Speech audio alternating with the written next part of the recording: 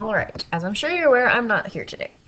So, last time on Friday, and hopefully before you came to class today, for those of you that were absent or left early on Friday, we went over something dealing with assembling a race car and looking at the parts of a race car and determining how many of each part we would need to get complete race cars and what would be the limiting part and so on and so forth.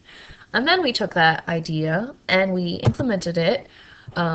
So again, this is with the car. And then we implemented it with chemical reactions. And we looked at, okay, well, we know the coefficients tell us how many moles, and we can use those mole ratios that we learned about to figure out, okay, if I have 2 moles of hydrogen and 1 mole of oxygen, I'm going to get 2 moles of water.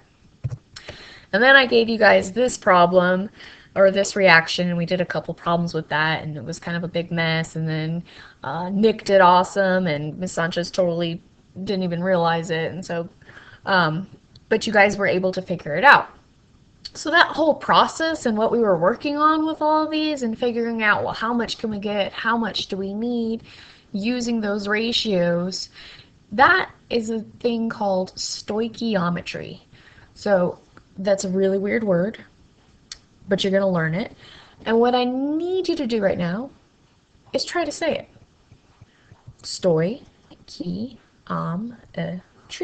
Stoichiometry. Sometimes we call it stoic because, we're lazy.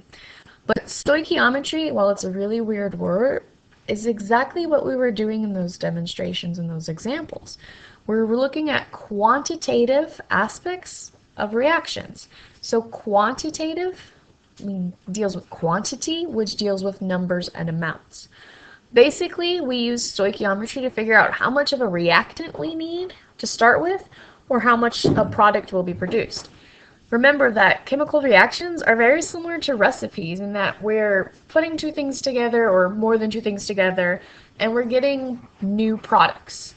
Okay, so stoichiometry is just looking at the numbers. If I have, 4 eggs and I need 2 eggs in every cake, I can make 2 cakes. Well, if I have 2 moles of hydrogen, I can get 2 moles of water. That's all stoichiometry is. So I do have some practice problems for you guys to do. Go ahead and work on those and message me if you have problems.